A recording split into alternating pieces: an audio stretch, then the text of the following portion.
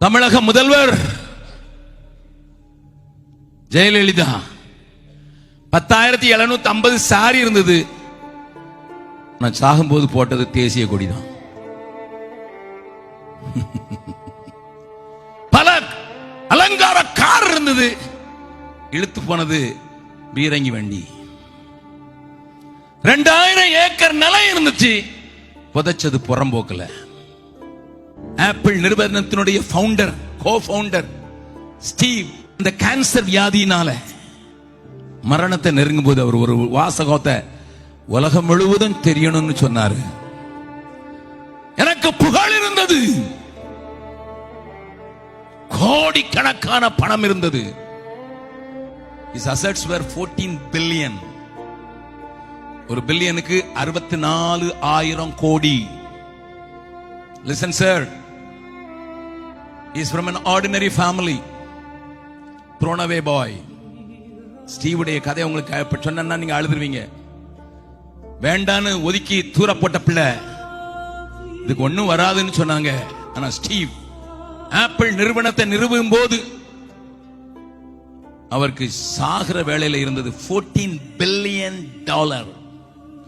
ஒரு பில்லியனுக்கு 64,000 ரூபாய், கோடி, 64,000 கோடி. Go and calculate. Such a big man. யார கையில காட்டாலும் Apple Apple Apple Apple, mobile Apple, laptop Apple, எல்லாம் ஆப்பிள். அவர் சொன்னாரு, என் புகழ், என் பணம் ஒன்னும் செய்யல, எனக்கு விடுவிக்க முடியல, மறிக்கிறேன். பணமும் புகழும் குப்பையா, நான் சொல்லிக்கிட்டே போகலாம். அதனாலதான் பரலோகத்தை பார்த்தவன் சொல்லுவான், இது குப்பை, அங்க பொற்தள வீதியில நான் உலாவ போகிறேன், பொன் போட்ட வீதியில நான் உலாவ போகிறேன் ஐயா, பொன் போட்ட வீதியில விளாக போறேன். நான் அடிக்கடி சொல்வேன், 2 கிராம் கிடந்தனா ஓட்டை இல்லாத இடத்துல ஓட்டை போட்டு மாட்டிக்கிற ஆட்கள் நம்ம. நம்ம வேலை பார்த்தாச்சு, என்ன இதெல்லாம் சி குப்பை. என் கூட பீகாருக்கு வாங்க. விஜயகாந்த் ஒரு பிராமண குடும்பத்திலிருந்து பிறந்த ஒரு டாக்டர். அவர்கிட்ட கேட்டு பாருங்க, அவங்க அப்பா பெரிய பணக்காரர், ஆந்திரால பல ஏக்கர் நிலம் வச்சிருக்கிறாரு, பெரிய பணக்காரர். விஜயகாந்துக்கு இயேசுவை பிடிக்காது, RSSல தீவிரவாதி. ஆனா மெடிக்கல் எப்படியோ படிச்சுட்டு கிறிஸ்தவர்கள் ஆஸ்பத்திரி நடத்துறாங்க, அவங்களுக்குள்ள போய் கலாட்டா பண்ணணும் தான் கிறிஸ்தவ ஆஸ்பத்திரியில் சேர்ந்தாரு. பீகார்ல இருக்க ரக்ஸால்ங்கிற ஒரு ஆஸ்பத்திரிக்கு வந்து சேர்ந்தாரு. டாக்டருங்களை பார்த்தாரு, இந்த ஆளுங்க விசேஷமா இருக்காங்களே. அப்ப அந்த இன்னொரு டாக்டர் போய் கேட்டாரு, நீங்க என்ன விசேஷமா இருக்கீங்க, ரொம்ப சந்தோஷமா இருக்கீங்களா? அவங்க சொன்னாங்க, தினந்தோறும் இயேசுவிட்ட நாங்க ஆண்டவர்கிட்ட பேசுறோம். ஆண்டவர்கிட்ட பேசுறீங்களா? ஏன்னா வாலிபனா இருக்கும்போது பிள்ளையார் சிலையோ லட்சுமி பூஜைக்கு சிலையோ வாங்கிட்டு போகும்போது கடைக்காரங்கிட்ட போய் கேட்பாராம், 20 ரூபா. அவன் சொல்லுவான், 15 ரூபாய்க்கு தரமாட்டியா? வீட்டுக்கு வரும்போது யோசிப்பாராம், சாமியே நான் பேரம் பேசி வாங்குற ஆளு. அவன் 20 ரூபா சொன்னா நான் 15 ரூபாய்க்கு வாங்கிட்டு வந்துட்டேன். அவருக்கு வெறுப்பு வந்ததுன்னா அதை உடைச்சிருவாராம். அந்த எண்ணம் இருந்ததுனால, உங்க சாமி பேசுவாரா? எப்படி பேசுவார்? ஒரு பைபிளை தூக்கி கையில் கொடுத்து, இதை படி, இதுல இருந்து பேசுவார்.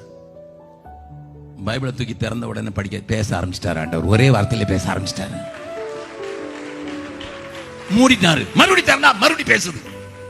இது என்னடா, அந்த சாமி பேசுது. இன்னைக்கு கிறிஸ்துவே டாக்டர் வேலை வேண்டாம், அவர் ஒய்ஃப் டாக்டர் வேலை வேண்டான்னு சொல்லிட்டு இன்னைக்கு கிறிஸ்துவ அறிவிக்கிறவராக மாறிவிட்டார். அவர் கிறிஸ்தவன் ஆனவன அவங்க அப்பா கூப்பிட்டு சொன்னாரு, விஜயகாந்த், 1 இன்ச்சு நிலம் உனக்கு கிடைக்காதுடா, போடா. அவர் சொன்னாரா, இங்கதான் நிலம் இல்லை, அங்க வீடே இருக்குது. அல்லேலூயா. இங்க நிலம் இல்லைங்கிறது உண்மைதான், அங்க வீடே இருக்குது. அல்லேலூயா. விண்ண பார்த்தவனுக்கு மண்ணு குப்பையா தெரியும். பக்கத்துல சொல்லுங்க, எப்பமாவது பரலோகத்துக்கு போகணும்னு ஆசைப்பட்டா இங்க இருந்தே பாருங்க, அப்ப இது குப்பையா தெரியும். இது குப்பையா தெரியலன்னா நீங்க பரலோகத்துக்கு போறதுக்கு நீங்க இல்ல, இங்கே வாழ்ற மாதிரி ஏதோ பிளான் பண்ணி இருக்கீங்க அப்படின்னு நீங்களே தீர்மானிச்சீங்க. எல்லாம் சேர்ந்து பாடலாமா?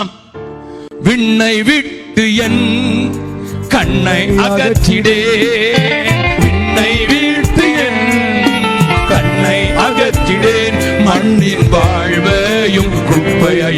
எண்ணுகிறேன், மண்ணின் வாழ்வையும் குப்பைய எண்ணுகிறேன்.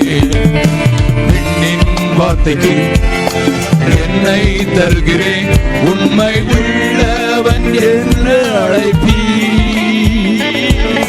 பெண்ணின் வார்த்தைக்கு என்னை தருகிறேன், உண்மை உள்ளவன் என்று அழைப்பீ.